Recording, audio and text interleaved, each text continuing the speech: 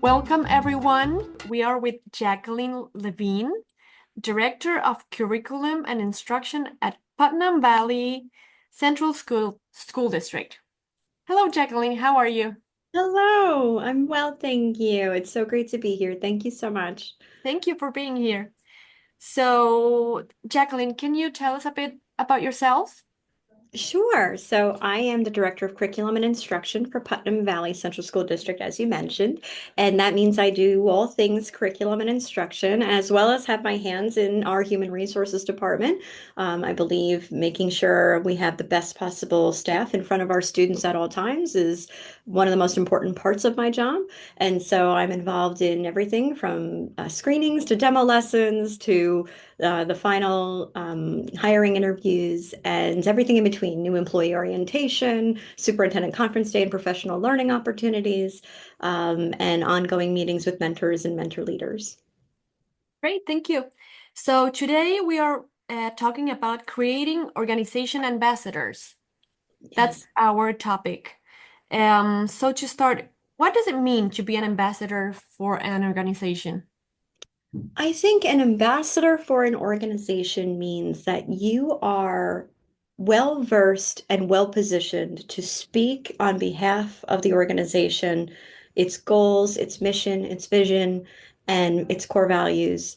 And you are willingly and excitedly able to do that in any context in front of any audience.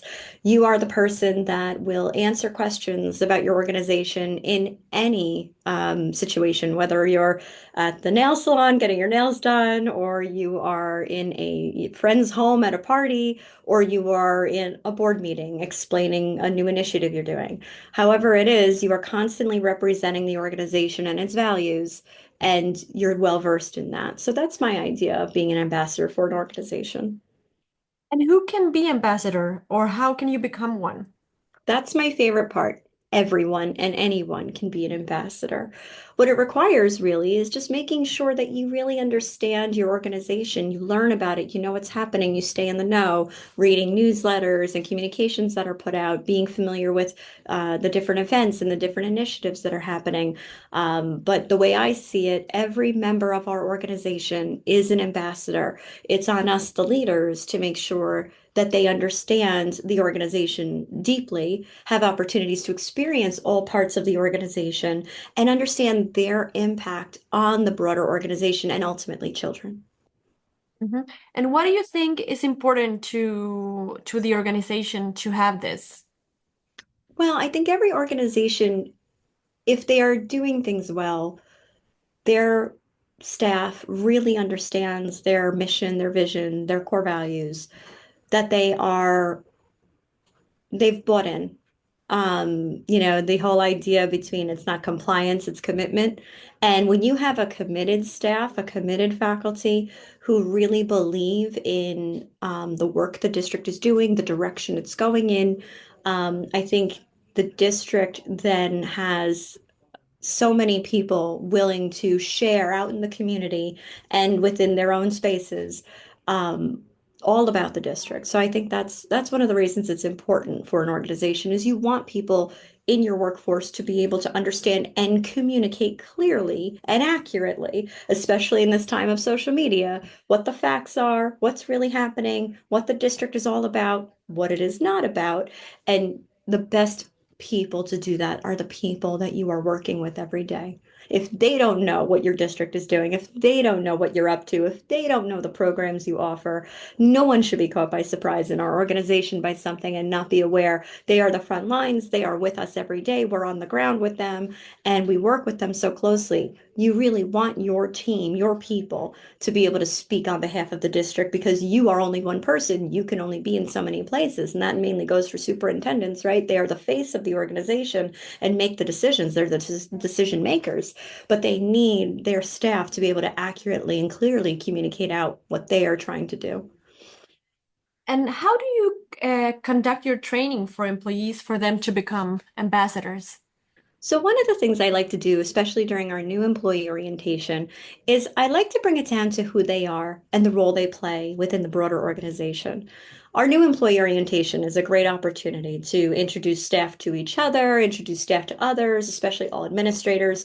We have a great opening welcome breakfast where we bring in our board members, all of our administrators, and all new staff get to meet these people. And I mean all new staff. Our new employee orientation is not just for teachers, it's for everyone. So we have monitors, we have teaching assistants, we have everyone in that new employee orientation at that welcome breakfast, whoever can attend, of course. And then from there, we take them on a tour, a bus tour of the entire district. So they see the physical geography of the district. They experience the different communities by visiting them through this bus tour. And they hear some historical facts. One of our board members and our facility director are amazing at giving the history of Putnam Valley to our employees. That's followed by them returning to the district and learning about the mission, vision, and core values. We talk about what those are. We unpack the language because it's not enough just to say it, but we ask them how they relate to some of the words that are in there. And then we ask them about their specific role. Because I think what happens sometimes in districts, especially the bigger the district, the more people and personnel you have that don't work directly with children, they forget that they have an impact on children. And our vision here is the child first and foremost, building a foundation for the future. To connect people to that idea that this is about the child first and foremost, how does that purchasing agent play a role there? How does the treasurer play a role there? How does my senior office assistant here in the curriculum office, how does that person play a role and impact children down the line? So we really help them to come to see their place in the organization, and then we connect it to the broader mission and vision. We have them actually write elevator statements.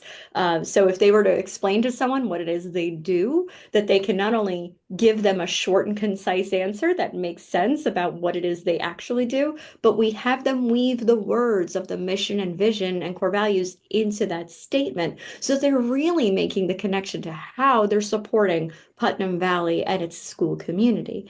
I find that's been most effective. Other great things I've seen are tours, walking tours of a school community where they visit the buildings, they see inside, they meet all of the principals in their offices, and they tour and hear about the different programs and see the programs in action. So there are other ways to do it, but that for us is the most cost effective and time effective opportunity for us to really get our folks as they're coming into us brand new, to really get them to understand what the mission and vision is and help them to see their connection to the broader organization. Mhm. And what is the most important first step to take to accomplish this? I think getting really clear about your mission, vision, and core values. I think when you get clear as a leadership team about what you're trying to do, along with your board, of course, but when you get really clear about what this district is hoping to do, where it see itself going, and how our employees play a vital role, the vital roles they do play in the functions of the system, I think that's probably the most important step. Once you're clear on that language together, once you're really clear on the messages you want to convey, then having that introductory opportunity with your new employees. Now, you'll ask me, what about the other employees, the employees that have been there for years, if you're starting this new as a new initiative?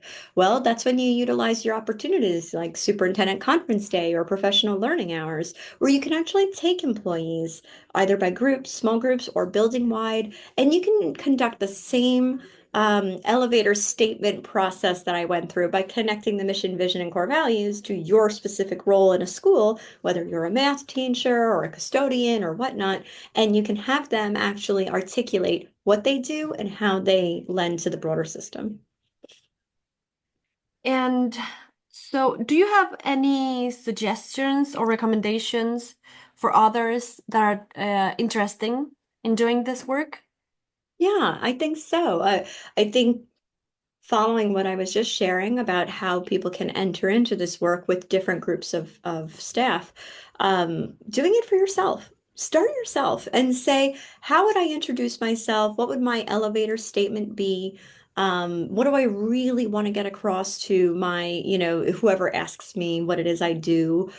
You want to start with that statement, really, like, what is it I do? Because that is what people ask each other at, cocktail parties and things. Like, what do you do? How do you explain in the context of school? Like, unless you're in school, a lot of people think they know school, but they don't. How do you concisely explain to people what you do? One of the best ways you could do that is looking at your mission, vision, and core values, aligning it to your actual essential functions of your job, and finding a way to clearly, big picture, tell people what it is you do in the broader organization. And can you share what kind of results you have seen after conducting these trainings? I think the results that we've seen are probably best, our best example is probably our faculty and staff being on, the sidelines of games or being on social media even and correcting information that may be wrong or sharing with others how they, support students. But I think what I can say is most telling for me is not what people say, but it's the pride they feel in what they do because they really feel connected to the organization. And you can tell. You can tell when they're really committed. You can tell by their, emotional behavior, their affect, their joy at being at work, their joy at working with the kids, their eagerness to go to an assembly. I have people here in this office who can't wait to go to the elementary school assemblies to see kids doing great things because they feel connected and they feel like they play a role in that and they want to see the outcome. And so I think for me, that's the best result that I've seen is people really being committed to the broader organization and not wanting to just be in their office or be in their silos, but they want to be part of the broader school community. That sounds great. So, I want to thank you for your insights. This was a great conversation. I love the topic, and I Me, hope some other members can use it as well. me too. Thank you so much. It's been such a pleasure. Love working with ASPA. Thank you. Take care. Thank you, Karen.